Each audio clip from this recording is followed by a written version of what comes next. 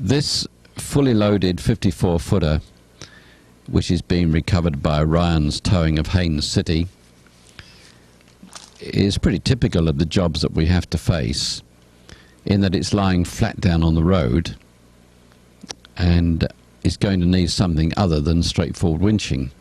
You'll be particularly interested to notice here that we're not using the modern hydraulic wreckers. We're doing the job with a 750. And to all of those of you out there who've got 750s, take heart. They're still doing a good job and are alive and well. It's quite interesting to me that in this case, Ryan has the choice of putting his hydraulic on one side and the 750 on the other, but he chooses to let the 750 do the work, and the hydraulic will do the restraining. Of course, his reason for that is that he can put his boom out and thereby avoid damaging the trailer even further when the trailer goes back onto its wheels. Notice that he's got 2-to-1 on each of the winches, and he is operating the 750 from the boom head, which is choice, but for my preference I would run it straight from the headache rack or the main frame. The setup with the restraining strop is very good, as is the position of the air cushions. Notice that there is protective padding where the trailer is torn. This is alright if the padding is flexible, but please do not ever put plyboard or plywood between the cushions and the trailer. It's a very dangerous practice. Ryan's are also going to put a winch on the tractor unit, which is not really advisable unless you have got a Western type tractor with the tremendous gap between the front of the trailer or the reefer and the back of the cab. The reason will become evident in a little while as you watch this video. These air cushions are of the older type, sold during the 80s and early 90s, known as the SQ-84s, and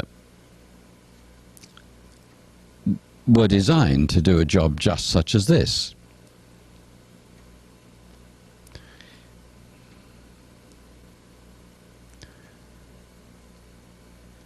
The setup technically is absolutely correct, and this hydraulic on this side is not going to have much to do, because with these fully loaded trailers, as you well know from experience, they don't slam down. They come down very, very gently.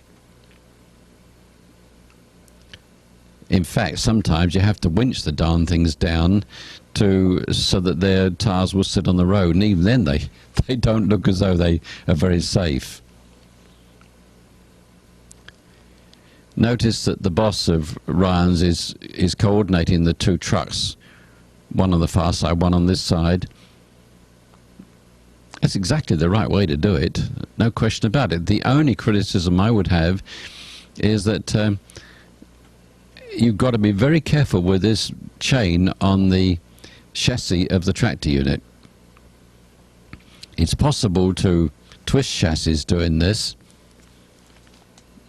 and you have to be extremely careful not to pull too hard on the tractor, causing the tractor to come over way before the trailer is ready. And this is what might happen. In this case, it looks as though the trailer's running ahead of the tractor, which is obviously up to the winch man on this side.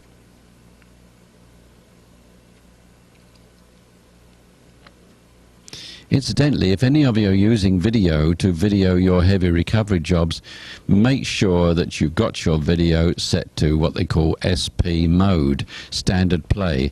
This video was taken in slow play, and as you can see, the reproduction quality is not all that good. If you're not sure what I'm talking about, ask someone at a video store and they will help you. But this is such a good recovery job, it's an awful shame that it wasn't taken in at the proper speed.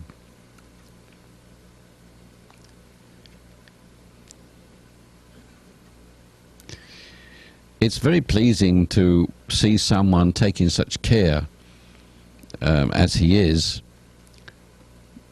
to ensure that everything is going according to his plan.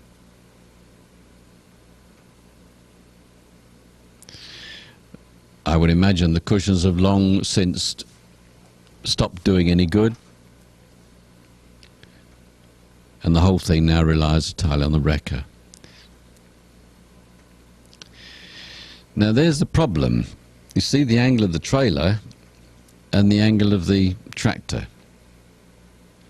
It probably won't do any harm, but then it also probably could. So the best thing you can do is to leave the tractor hanging until the trailer is on its way, and then give the tractor a slight touch to make it follow the trailer up. It's a small point, it's not desperately important. Do notice the way the straps are fitted onto behind the in front of the reefer rather, and then across the corner of the trailer. Nice tie up. What a wreck, what a job.